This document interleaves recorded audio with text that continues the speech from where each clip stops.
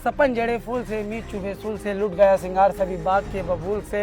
हम खड़े खड़े बाहर देखते रहे कारवां गुजर गया गुबार देखते रहे। नींद भी खुली ना थी कि हाथ धूप डल गई, पाँव भी उठे ना तो कि जिंदगी फिसल गई।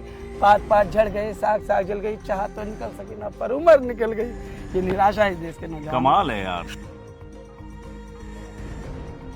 अहमद फराज जी अपने आप में कुछ कह रहे हैं कि काफिर हूँ सिरफिरा हूँ, काफिर हूँ सिरफिरा हूँ, मुझे मार दीजिए।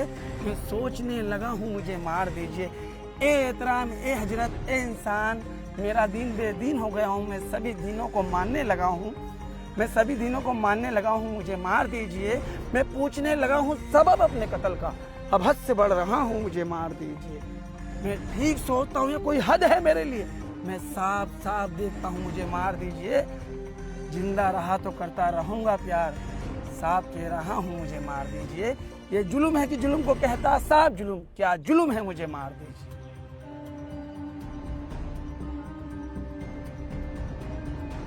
सर पे झूठ की दस्तार रहेगी कब तक, ये बताइए रेत की दीवार रहेगी कब तक। हमने फिरौन को सद्दात को मरते देखा है, देखते हैं तेरी सरकार रहेगी कब तक। देश के नौजवानों ने दिखा दिया, झुकती है दुनिया झुकाने वाला चाहिए। झुकती है दुनिया झुकाने वाला चाहिए। क्या हाल इरफान? बस दुआ है सर आपकी। कमाल हो गया यार, तुम तो एकदम पूरे देश में वायरल हो रहे हो। नहीं सर, ऐसी कोई चाह नहीं है। मैंने हमेशा 15 सालों से मेरा संघर्ष है, ये आंदोलन है, मैं आंदोलनों में रहा हूँ। और सर आपके सभी तमाम दर्शकों को मेरा जय श्री कृष्णा, सलाम, सत श्री अकाल और जय भीम। जैसे कि आप जानते हैं मैं मोहम्मद इरफान सर, मैं एक स्लम एरिया से आता हूँ। इस देश की मेहनत का आबादी का एक हिस्सा हूँ, जो वंचित है अपने अधिकारों से, जो बेबस है, निराश है। जिस तरीके से 2024 का एनसीआरबी का डाटा है सर, मैं बहुत सारी बातें हैं करने के लिए सर, मैं बार बार कहता हूँ सर। 2024 का एनसीआरबी का डाटा है, 1,70,746 मौतें हुई हैं खुदकुशी की।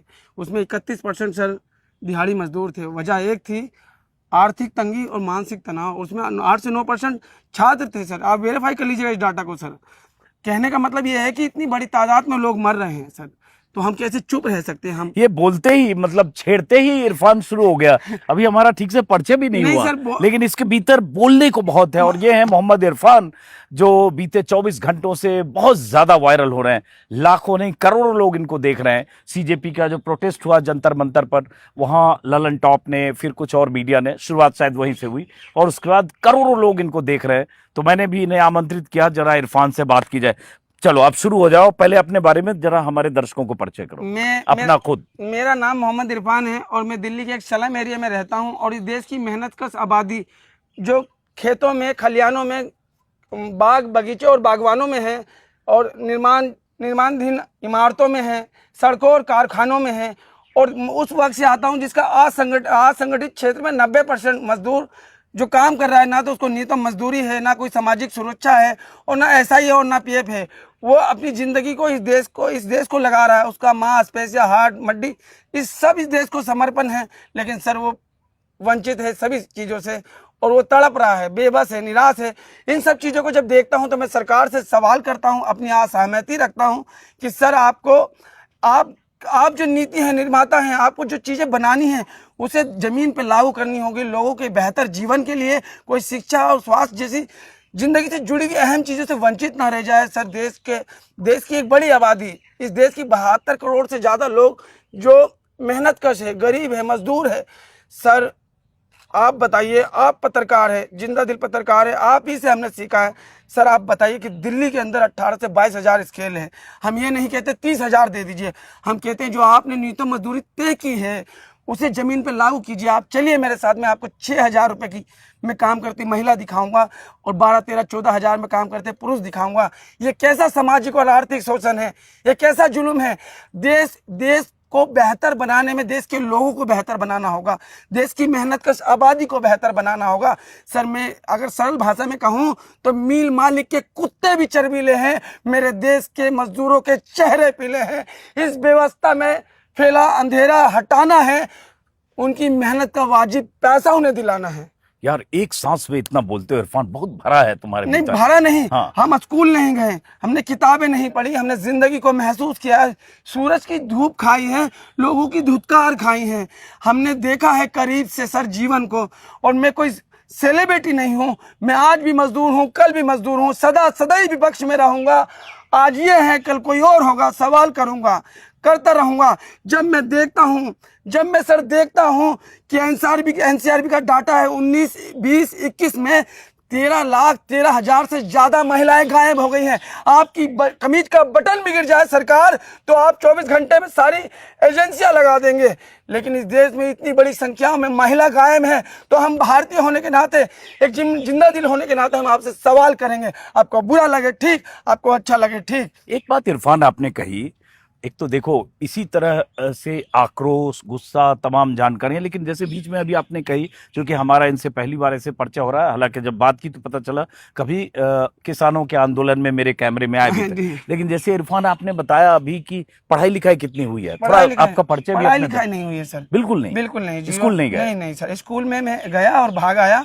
और जमुना थी हमारे यहाँ, लक्ष्मी नगर की झुग्गियां थी, तो जमुना पे ना सर नारियल नहीं होते, नारियल लोग भा देते हैं, और नारियल को हम 98 में बेच देते अपने बचपन में, कुछ खा लेते थे तो 2-3 रुपए हो जाते थे। तो वो लालच है ना, स्कूल से दूर कर दिया। लेकिन ऐसा नहीं था कि मैंने पढ़ाई की अहमियत को कभी वो दरकिनार किया है। पढ़ाई ही इंसान को, समाज को, परिवार को और देश को बदल सकती है। तो एकदम पढ़ाई नहीं की स्कूल की? एकदम नहीं पढ़ाई। लेकिन आपके जो वायरल वीडियो है इरफान, उसमें देख रहा हूं मैं राजा राम मोहन रॉय, गांधी, भगत सिंह, बिस्मिल, विवेकानंद, इन तमाम लोगों की बात कर रहे हो। 4 ट्रिलियन इकोनॉमी, देश, अर्थव्यवस्था, ये सब कहाँ से सीखे? सर ऐसा है कि राजा राम मोहन राय को हम भूल नहीं सकते। उन्होंने सती प्रथा पे बहुत काम किए, महिलाओं के अधिकारों को लेके।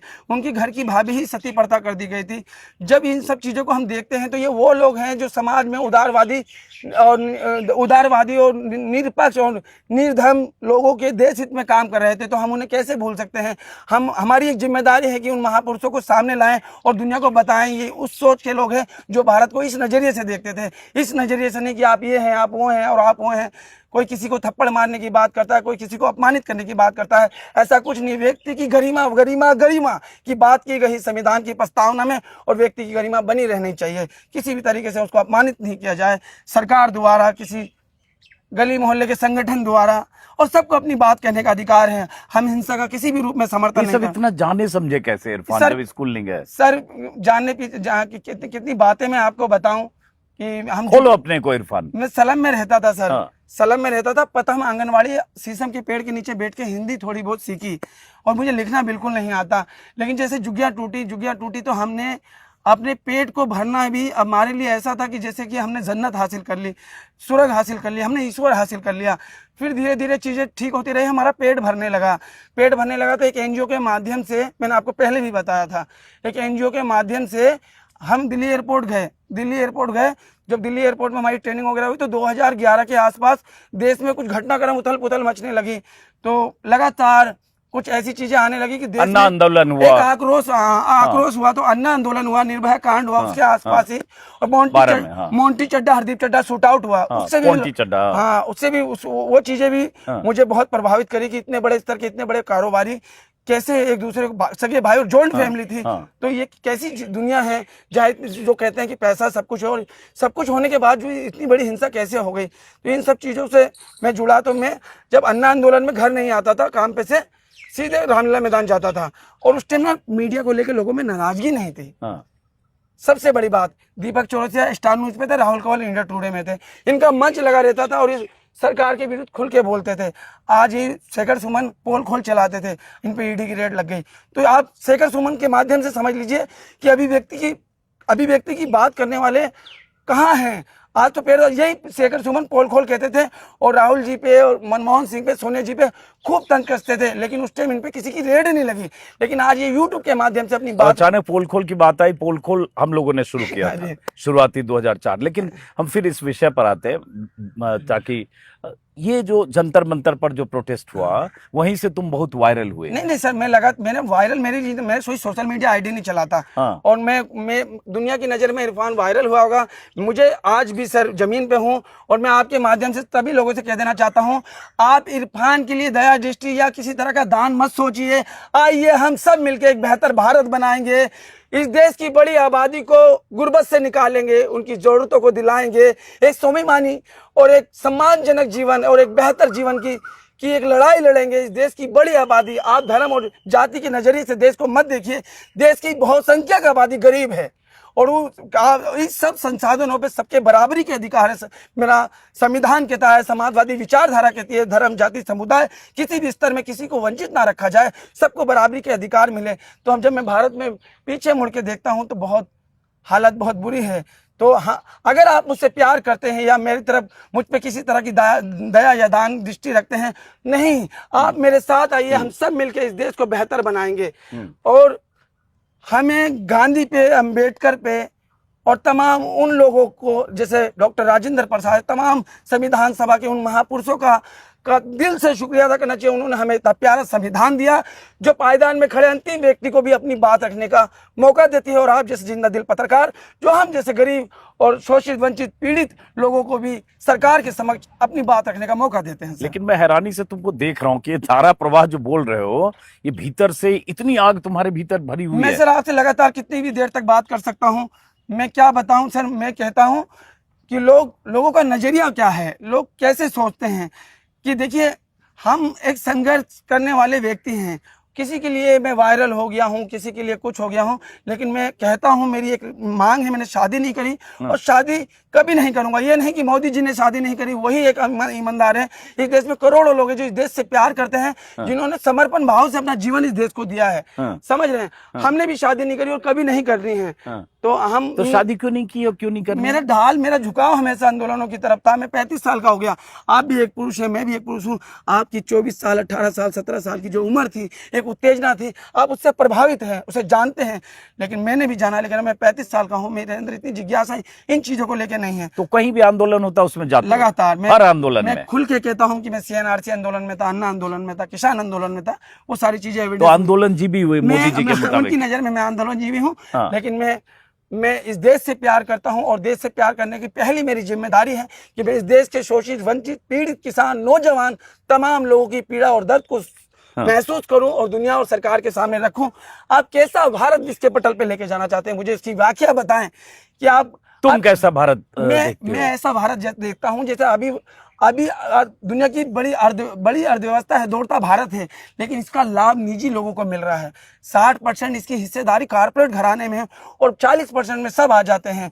उसमें 15-16% में सभी का देश की बड़ी आबादी आती है। तो हम ऐसा भारत चाहते हैं कि देश की तरक्की में सबका बराबरी की हिस्सेदारी हो, कोई किसी तरीके से शोषित और वंचित ना हो, किसी की उम्मीद ना मरे, किसी के सपने ना मरे। हम ये नहीं कहते कि हमें सोने का महल चाहिए, जिंदगी जीने की मूलभूत सुविधाएं तो होनी चाहिए। हम 21वीं सदी में हमारे पास अनपढ़ बच्चे क्यों हैं, स्कूल ना जाने वाले बच्चे क्यों हैं? मुझे बहुत से लोगों से शिकायत है, सरकारों से भी नहीं, उन धार्मिक संगठनों से भी है जो लोगों को मैं अपने जहाँ से मैं आता हूँ, मैं मुस्लिम समुदाय से आता हूँ, मुझे उनसे भी शिकायत है कि आप 6 सिफात और 2 किताबों में लोगों को बांध रहे हैं।